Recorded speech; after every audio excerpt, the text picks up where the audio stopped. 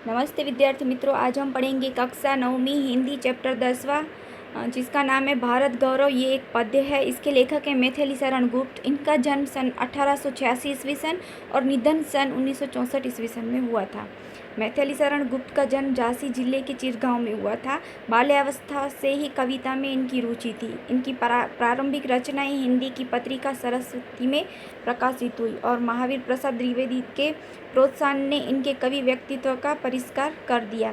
राम भक्ति में सराबोर पारिवारिक संस्कारों ने इन्हें राम काव्य लिखने के लिए प्रोत्साहित किया और तत्कालीन राष्ट्रीय परिस्थितियों से प्रभावित होकर इनकी कविताओं में राष्ट्रीय चेतना और स्वदेश गौरव की गूंज सुनाई देने लगी।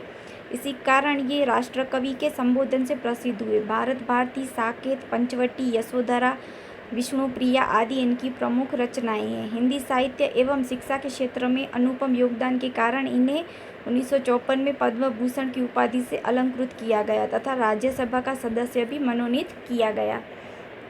प्रस्तुत काव्य भारत भारती से लिया गया है, जिसमें 3 खंड में देश का अतीत, वर्तमान और भविष्य चित्रित है। गुप्त जी ने भारत के अतीत का गौरवशाली चित्र प्रस्तुत किया है और इन्हीं विशेषताओं के आधार पर उसे विश्व के सिरमौर पद पर प्रतिष्ठापित किया है। इस काव्य में कवि ने भारतीय सभ्यता और संस्कृति का गौरवगान किया है। इसके साथ साथ आर्यों के महान जीवन आदर्शों का भी चित्रण किया है। भूलोक का गौरव, प्रकृति का पुण्य, लीला स्थल कहाँ फैला, मनोहर गिरि हिमालय और गंगा जल जहाँ, संपूर्ण देशों से अधिक किस देश का उत्कर्ष है, उसका की जो ऋषि भूमि है वह कौन है, भारतवर्ष है। तो यहाँ पे कवि कहते हैं कि वह स्थान कहाँ है जिस पर संसार को गर्व है। कहते हैं कि भूलोक का गौरव, प्रकृति का पुण्य, लीला स्थल कहाँ यानी कि वो स्थान कहाँ है जिस पर संसार को गौरव है।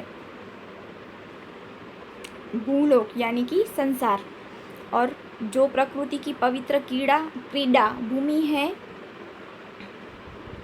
वह स्थान वही है जहाँ हिमालय पर्वत है और गंगा नदी बहती है। दुनिया के सभी देशों में सबसे अधिक और श्रेष्ठ उन्नत देश कौन सा है? वह देश है और कोई नहीं, यह ऋषि भूमि भारतवर्ष है।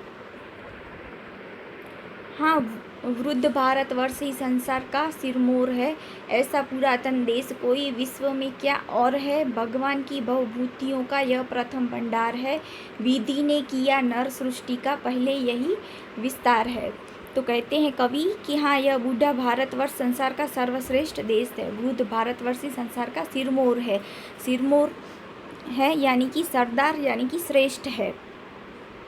तो कहते हैं कि ये बूढ़ा जो भारतवर्ष है वह संसार का सर्वश्रेष्ठ देश है और प्राचीन देशों में इसके मुकाबले का दूसरा कोई देश नहीं। यानी कि ऐसा पुरातन यानी प्राचीन देश हो, कोई विश्व में क्या और है, यानी कि ऐसा प्राचीन देशों में इसके मुकाबले में और कोई देश नहीं है। भगवान ने संसार के वैभव के जो स्थान सबसे पहले बनाए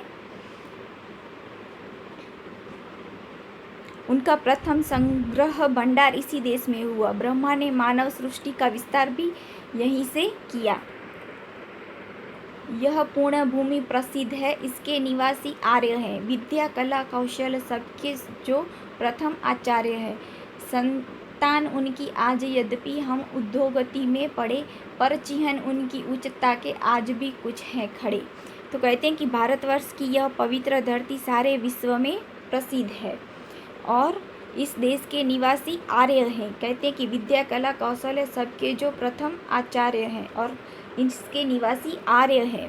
उन्होंने ही सारे संसार को सबसे पहले विद्या, कला और कौशल का ज्ञान दिया। फिर कहते हैं कि उन आर्यों की जो संतान आज बुरी दशा में है, संतान उनकी आज यद्यपि हम अधोगति में पड़े। अधोगति यानी कि उनकी दयनीय दशा, यानी कि उनकी आज जो दशा है वह बुरी है। तो आर्यों की वो संतानें आज बुरी दशा में हैं, फिर भी उनके महान चरित्र के कुछ निशान आज भी मौजूद हैं। वे आर्य ही थे जो कभी अपने लिए जीते न थे, यानी कि वे आर्य ही थे जो अपने जीवन को कभी अपना नहीं समझते थे। वे स्वार्थरत हो मोह की मदिरा कभी पीते न थे और उन्हें कभी अपने ही लाभ का मोह नहीं होता था। संसार के उपकार हित जब जन्म लेते थे सभी, यानी कि संसार के उपकार करने के लिए जन्म लेते थे। निश्चेत होकर किस तरह वे बैठ सकते थे कभी, तो संसार का उपकार करने के लिए जन्म लेते थे, फिर वे निष्क्रिय होकर कैसे बैठ सकते थे। तो यहाँ पे कुछ शब्दार्थ और टिप्पणी है। गौरव यानी सम्मान प्रतिष्ठा, भूलोक यानी संसार दुनिया, लीला स्थान यानी महान पुरुषों की क्रीड़ा भूमि, उत्कर्ष यानी उन्नति प्रगति, सिरमौर यानी श्रेष्ठ, पुरातन यानी प्राचीन, भवभूति यानी संसार का वैभव, विधि यानी ब्रह्मा सृष्टि की रचना करने वाला देवता, आचार्य यानी शिक्षक, आदर्श आचार को आचरण में लाने वाला, अधोगति यानी कि अवनति दयनीय दशा, स्वार्थरत यानी केवल अपना ही लाभ देखने वाला, मदिरा यानी शराब मद, संसार यानी दुनिया, निश्चेष्ट यानी निष्क्रिय चेष्टा रहित। तो विद्यार्थी मित्रों, ये चैप्टर यहाँ पे पूरा हुआ। अगर आपको कुछ भी समझ में ना आया हो तो आप कमेंट बॉक्स में कमेंट करके पूछ सकते हैं।